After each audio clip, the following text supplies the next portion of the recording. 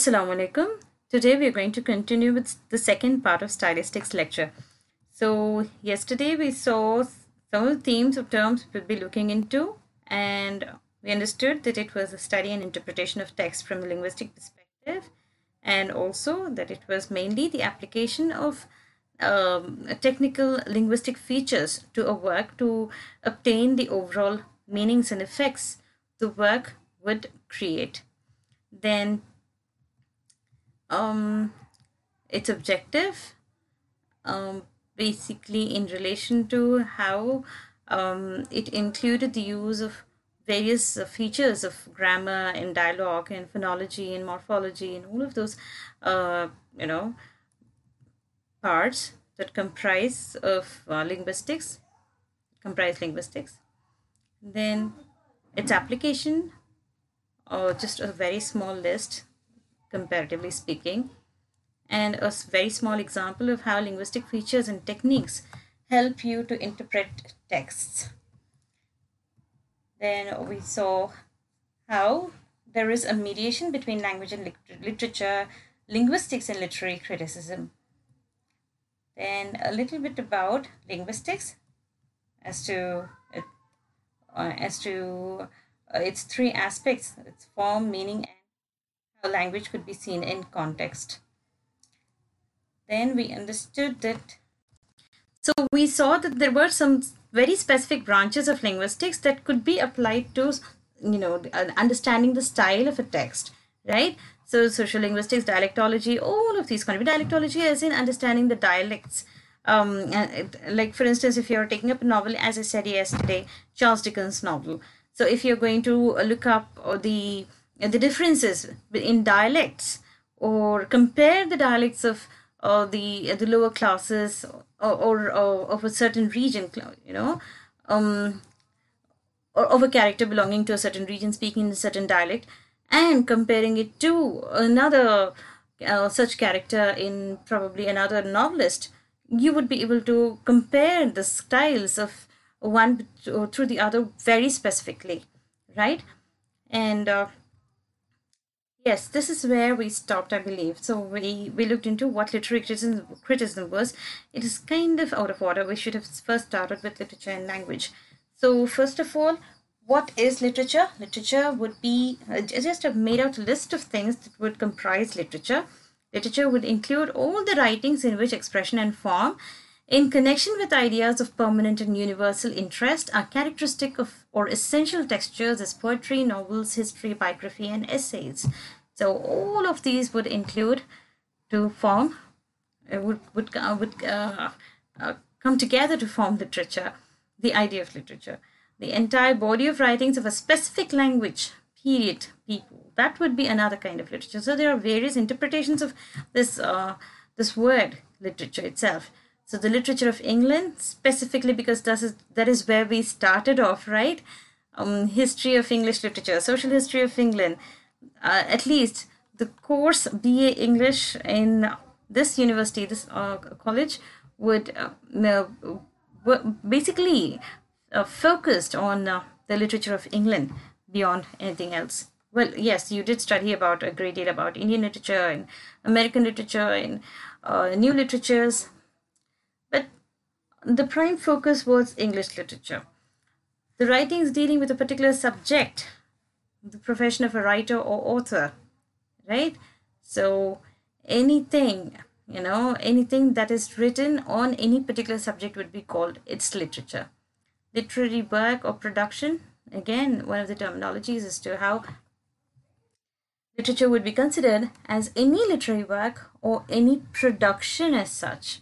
Okay, any kind of printed material is circulars, leaflets, handbills. So it's a very, very wide implication. There is a very wide implication to what literature would comprise of, right? So this is what literature is. So coming to literary criticism, it is the evaluation and analysis, description, or interpretation of literary works. It is usually in the form of a critical essay, but in-depth book reviews can sometimes be considered literary criticism. So criticism may examine a particular literary theory, literary work, or may look at an author's writings as a whole. So You just need to remember what literature is and what literary criticism is, and try to figure out where stylistic stands. Because stylistics is definitely literary criticism, because it tries to evaluate and analyze and describe and also interpret. Why I had to bring this here in between, in the middle of stylistics, whereas I skipped this part when it came to structuralism and post-structuralism, is mainly because stylistics is at a crossroads, because it is so very scientific and it's so very particular that it does really need this validation there. So speaking of language, because yes, we were speaking of linguistics yesterday. Speaking of language, the method of language is nothing but the method of human communication, either spoken or written, consisting of the use of words in a structured and conventional way. So language could be just about anything listed out here. It could be the method of human communication. It could be a study of the way children learn language, any non-verbal method of expression or communication. See, language need not be only comprising of words alone. It could be even a non-verbal method of expression or communication, or a language of gesture and facial expression. Now it has various synonyms: speech, writing, communication, conversation, speaking, talking, talk, discourse, all of it, all of it. Or a system of communication used by a particular community or country also would be language. So here we are focusing on linguistics, which is the scientific study of language, its structure, including the study of morphology, syntax, phonetics, and semantics. Semantics would simply be meaning making. Phonetics would include the sounds, right? How the sounds seem to work together. And syntax would be the placement of words. And morphology would be the study of formation of words, how each word is formed, right? You've read about morphemes and lexical and functional free morphemes, bond morphemes, all of these you must have read, right? So all of these go into the understanding of stylistics, or to the working of stylistics on a literary work, right? Just take a look at this poem. I happened to come across this one particular poem over the internet, and it's just it is very peculiar, even though it's not up to my taste. For syntactical purposes, to understanding the syntax of a work, we can use it as, a very simple example. I thought I love you, boy blue. Boy blue, you said you love me too. It's not how much, the here and how, but more of how and why. Yesterday my life was sane, and then you kissed me in the rain. How I loved my boy blue, blue boy blue, my love was you. Okay, a very silly poem. I don't know, I'm sorry. But from a syntactic perspective, this has been given as a stylistic analysis. Yeah, stylistic analysis of this particular poem. Monosyllabic, yes, see, I is a monosyllabic word. Thought, again a monosyllabic word. Again, I. Love, again, is a monosyllabic word. See, if you notice, every single word in this poem is monosyllabic. Yeah? More, of, how, and why. Now, except for say maybe yesterday. Yesterday, it has got yesterday, three syllables here. Other than that, I don't see any word here that is, not monosyllabic. So it's mostly monosyllabic, and there are 58 words, it seems. I haven't counted it. And there is a simplicity of structure, youthfulness, there's a rhyming scheme, and repetition of the O sound. So everything that has been discussed here, I mean, in the stylistic analysis, the list here can be verified, can be observed and verified. So see, stylistics is far more dependable, mainly because it provides verifiable facts. All right, it does not simply tell you it's a very simple poem and end of story. It's not like that. It actually gives you the reasons why it is simple. It is very simple because it uses simply monosyllabic words, largely monosyllabic words, and it does have some rhyming to it. Anything that rhymes becomes automatically simple by its nature, right? There is no very difficult rhyming done here. Blue, to, how, Why? Okay, fine. Sane, rain. Again, blue, you. Right? So there is a rhyme scheme. And of course, oh, no, boy, boy. The sound or sound seems to be very prominent. So keeping that in mind, you can understand certain definitions of stylistics. Now, it's not merely one definition we are looking at here, a couple of definitions. It would help you figure it out better. So, stylistics, as we studied earlier, is the application of concepts from linguistics and allied disciplines in the analysis, allied in the sense, or social linguistics, dialectology, or morphology, or phonology. All of these are allied disciplines for stylistics. So linguistics. So stylistics is the application of concepts from linguistics and its allied disciplines in the analysis and interpretation through language. So the linguistic study of different styles. So simply put, stylistics is the linguistic study of different styles. A linguistic approach to the study of literary text. How you approach the literary text, right? Linguistic approach. The study of literary discourse from linguistic orientation. And practical stylistics, see, this one particular idea is that stylistics itself is practical by its nature, but when you look at practical stylistics, it is the process of literary text analysis which starts from a basic assumption that the previous interpretative procedures used in the reading of literary text are linguistic procedures, right? So you go in with the assumption that whatever interpretative procedures you are going to employ are going to be linguistic procedures. Now, there are three principles of a linguistic approach to literary study and criticism. Bear in mind, three main approaches. Okay? Three main principles to linguistic approach to literary study and criticism. First off, the greater our detailed knowledge of the working of the language system, the greater our capacity for insightful awareness of the effects produced by the literary text. See, the more we get to know the working of how language system works, the intricacies of the language system, the more we'll be capable of having an insightful awareness of the effects produced by the literary text. So if you know that a certain use of a certain poetic device is going to create a certain effect in the reader. See, for instance, when you look at Raven, Edgar Allan Poe's Raven, I believe you all must have studied Raven at some point. It has so many linguistic features you could point out, very particularly point out. First of all, there is this refrain that you can never forget, nevermore, nevermore. There is this haunting refrain throughout the poem, nevermore, nevermore, nevermore. This repetition itself is creating a haunting tone, giving it a haunting quality, right? And then the sonorous, the sonorous sound or the sonorous quality of the poem. Consider the alliteration in it and the assonance in it, and dreary, wake and weary, dreaming dreams no mortal ever dared to dream before, nevermore, rhyming with nevermore once again. I nodded nearly, napping suddenly, come a tapping. Yeah. The O sound in this home by horror haunted, tell me truly, I implore. Yeah. Or even the imagery within it.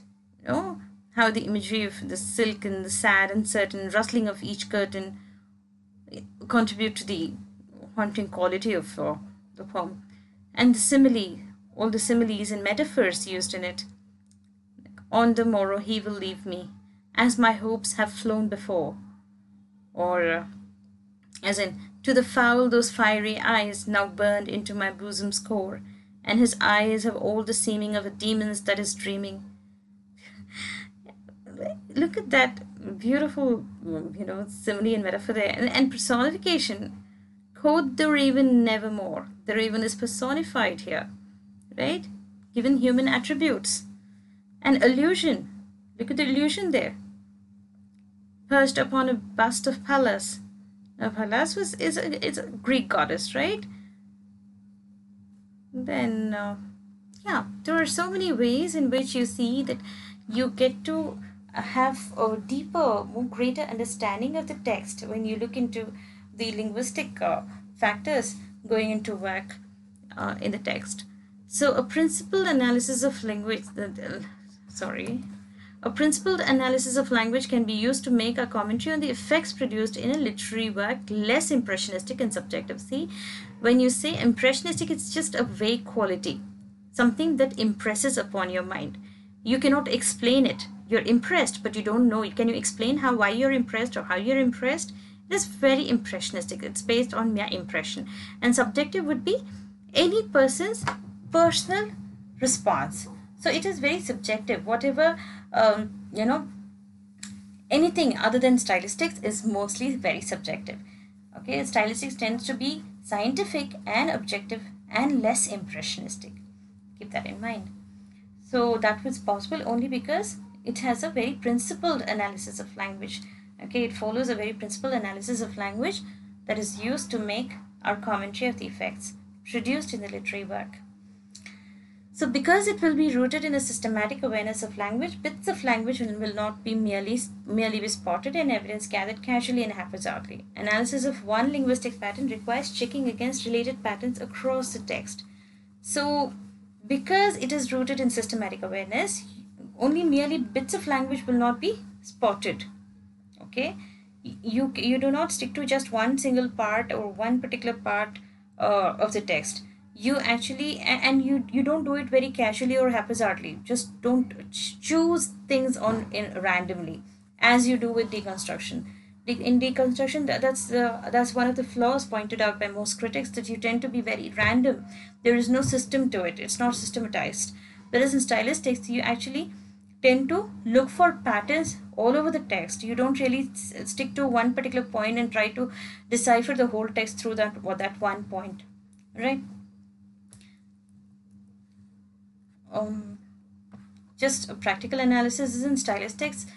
What is the importance? It can provide the means whereby the student of literature can relate a piece of literary writings to his own experience of language, and so can extend that experience. So it would extend the experience of a person who is trying to understand a literary text. All right. It can assist in the transfer of interpretative skills on essential purposes of literary education.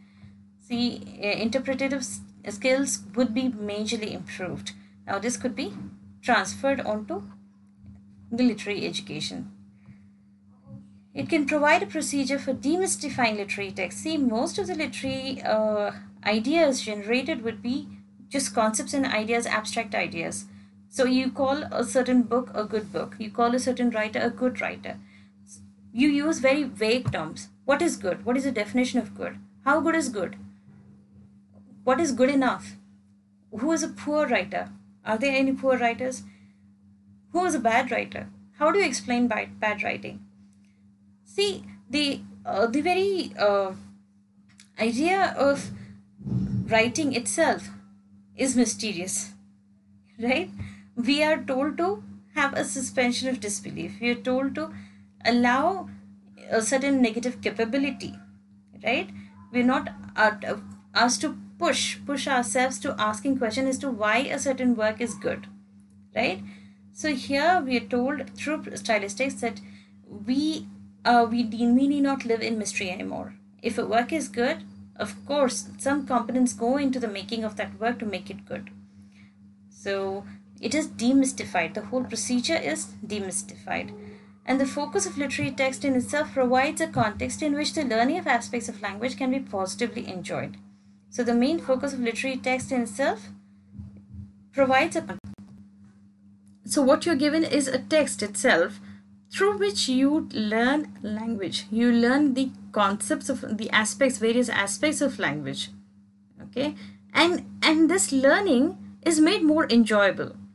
When you're taught grammar in class, the grammar itself wouldn't be really that interesting unless you have very interesting examples to go with it, right?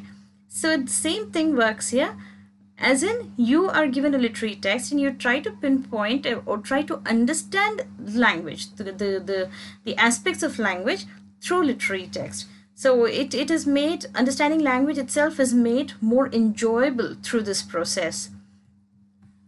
Now, coming to rhetoric, philology, and linguistics, stylistics, new stylistics, we are just looking at the historical evolution of stylistics here. How it was first rhetoric, and then how it was absorbed into philology and linguistics, and philology is part of linguistics anyway, and how it turned into stylistics, as in the styles combining with the study of language, and how it turned into new stylistics, which is a little less radical and a little less non-eclectic, right? A little more eclectic, you could call it, right? So I don't know if it's time. I'll just end here, maybe because we're starting with a new part. Yeah. So we'll continue with this tomorrow, inshallah. Thank you so much. Stay safe, be happy. Assalamu alaikum.